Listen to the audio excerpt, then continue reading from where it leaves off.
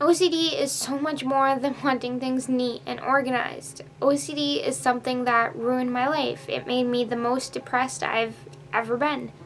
And I hate when people try to say they are so OCD because they like things neat and organized. No, mental illness is not an adjective. Maybe you think I'm getting a little worked up over something that seems so harmless, but it's not. Do you know how many people think OCD is nothing more than wanting things neat and organized?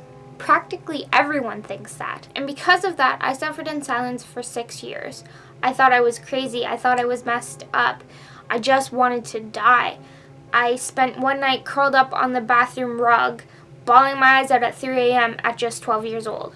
Why? Because mental illness wasn't a big thing back then like it is now. Then when I finally figured out what was wrong with me after seeing an episode about OCD on Dr. Phil, and I worked up the courage and strength to tell my mom, she immediately shot me down and said, "I don't believe you. That's not what you have." To me, OCD is when something becomes so overwhelming that it makes your anxiety spike from 0 to 60 in half a second, to the point where your body has to come up with these rituals just to alleviate some of the anxiety. It could be as simple as seeing a picture or a commercial on TV.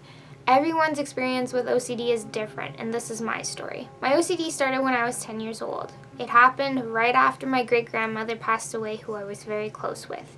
The same day that she passed away, a new commercial came out on a kids station that I like to watch. And for some reason, my brain made the connection that this commercial was bad and it caused my great-grandmother to die. It was I just couldn't look at the commercial when it was on. But then it escalated to I couldn't hear it.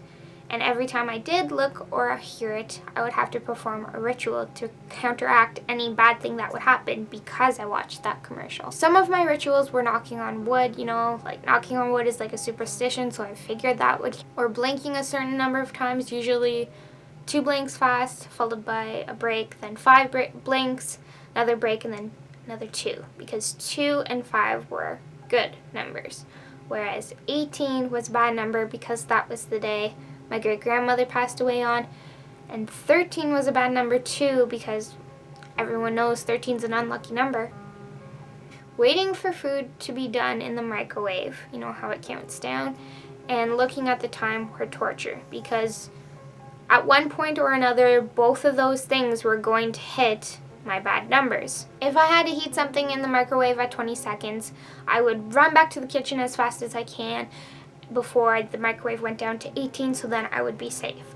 But even after doing that, I still did the ritual sometimes just to be safe. But when I was at a friend's house and I had to use the microwave and say something needed to be microwaved for 20 seconds, I would stop the microwave at 19, reset it, set it to 17 seconds, and then do the exact same thing again at 13, all while trying to hide how crazy I was from my friends. There is a picture of me that I had up in my room taken on the same day that my great-grandmother passed away. It was just a normal picture of me at school, but because it was tied to that day, I couldn't look at it. And every time I walked into my room, you would see it out of your peripherals. So I got into the habit of closing one eye every time I would walk in and out of my room so I didn't see it. And it became really hard to hide that from my family because sometimes my mom would stop me in my doorway to talk to me, and I would either just have to suck it up and deal with seeing that, and it gave me so much anxiety, or I would pretend like my eye was having some kind of muscle spasm and just keep itching it the whole time, or just holding it so I didn't have to see the picture. I hid my OCD so well because I didn't want anyone to know what was going on. I thought I was crazy, and that ended up hurting me more in the long run. Maybe if someone would have seen the rituals that I was doing, they would have recognized it was OCD and gotten me the help I needed. And because, another reason that it was more stressful on me in the long run is because it became exhausting to hide it from people. You're doing these rituals 50 times a day. It is really, really hard to hide that from people. As part of my rituals, at one point I used to say little paragraphs under my breath, not loud enough that anyone could hear me, but loud enough so I could hear it, so like a whisper. And if I messed it up at all by saying the 6 sentences too fast or too slow, or I didn't take a breath in the right place, or I stuttered, I would have to start at the very beginning and say the whole thing over again. One night, for the life of me, I could not say the ritual properly. It went on for 3 hours. I eventually passed out from being so tired, and I cried myself to sleep on the bathroom floor at 3 a.m. This was when I was 12 years old. That was my lowest point with my OCD, the point where it disturbed my life. I couldn't sleep, to the point where I fell asleep on a bathroom rug. And I didn't want to tell anyone because I didn't even know what was wrong with me then.